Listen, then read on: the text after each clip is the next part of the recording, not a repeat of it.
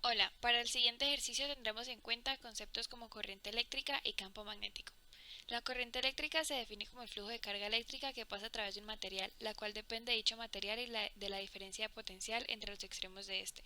Se define como se muestra. Campo magnético es una magnitud que expresa la atracción entre elementos. Es representado simbólicamente por el vector B y por líneas de campo magnético. Se mide en teslas, y la fuerza de campo magnético se representa con la letra F y se mide en newton. Movimiento de una partícula con carga en un campo uniforme.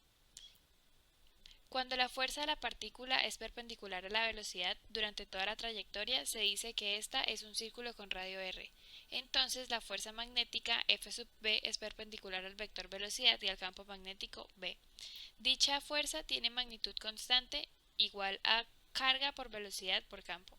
Dicho movimiento puede escribirse con la segunda ley de Newton, que afirma que la fuerza ejercida sobre un cuerpo es igual al producto de su masa y aceleración. Dado que es un movimiento circular, dicha aceleración es aceleración centrípeta. Teniendo en cuenta que esta aceleración centrípeta es igual a la velocidad al cuadrado sobre r, podemos reemplazar en la fórmula de la segunda ley de Newton y tenemos lo que se muestra. Por tanto, el radio de la trayectoria circular sería igual a la masa por la velocidad sobre la carga por el campo. También podemos ver que el periodo se define como el espacio de tiempo para que la partícula complete una vuelta o revolución, y este es igual a 2πr sobre la velocidad. Reemplazando la fórmula anteriormente vista, tenemos que es igual a 2πm sobre la carga por el campo. Ahora, la ley de Biot-Savart establece que el campo magnético producido por una configuración de corriente en un punto P está dado por esta fórmula, donde mu sub 0 es la permeabilidad magnética del vacío, que es igual a 4pi por 10 a la menos 7. dl es el vector en la dirección de la intensidad de la corriente, y es la intensidad de corriente que circula por el dl.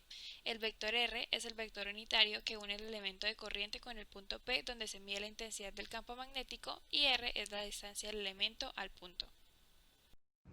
Ahora procederemos a realizar el siguiente ejercicio propuesto, que nos dice: un electrón es inyectado con una velocidad inicial de 300 km por hora en un campo magnético uniforme B de magnitud 5 militesla que sale del papel, tal como se presenta en la figura.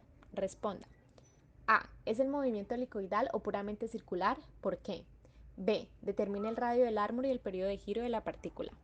C. Calcule el campo magnético que genera el movimiento del electrón en el centro de su trayectoria. Para comenzar con el punto A, vamos a observar que el vector velocidad es perpendicular al campo magnético. Esto nos quiere decir que el movimiento es completamente circular, ya que este vector está a 90 grados del campo magnético.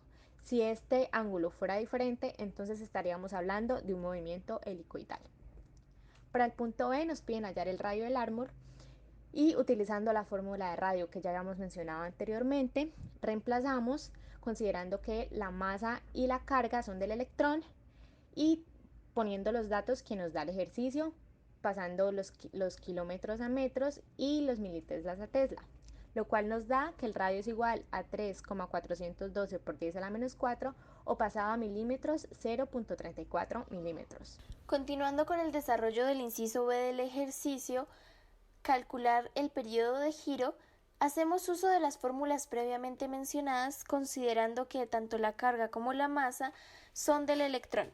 Realizamos los reemplazos correspondientes y tenemos que el periodo de giro es igual a 7,14 por 10 a la menos 9 segundos, o también 7,145 nanosegundos.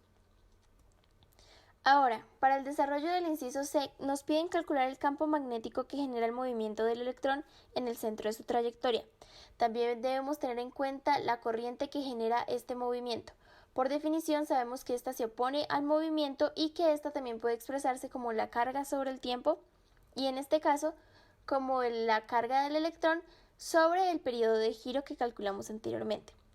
Ahora, haciendo uso de la ley de Biot-Savart, podemos calcular este campo en el punto central, y primero definimos qué es cada una de estas variables, iniciando con el dl o diferencial de línea de la trayectoria. Ya que esta es una trayectoria circular, tomamos un segmento del círculo. El vector unitario es el vector que sale desde nuestro dl hasta el punto en donde queremos calcular el campo. Considerando que el movimiento va en contra de las manecillas del reloj y la corriente a favor de las manecillas del reloj, Haciendo uso de la regla de la mano derecha, tenemos que este va entrando hacia nuestras pantallas. Ahora para la distancia es la distancia que es desde nuestro DL hasta nuestro punto central, por lo cual en este caso sería el radio de la trayectoria que calculamos en el inciso B. Haciendo los reemplazos correspondientes, ahora lo que hacemos es plantearle los límites a nuestra integral, que al ser una trayectoria circular iría desde 0 hasta 2pi. Ahora podemos ver que obtenemos la expresión de cómo calcular el campo magnético en el centro de una espira. Este va, como dije anteriormente, por regla de la mano derecha, entrando hacia nuestra pantalla, por lo cual sería dirección menos K. Hacemos los reemplazos correspondientes en esta ecuación y tenemos que el campo magnético generado por el movimiento del electrón en el centro de su trayectoria es igual a 4,13176 por 10 a la menos 14 en dirección menos K.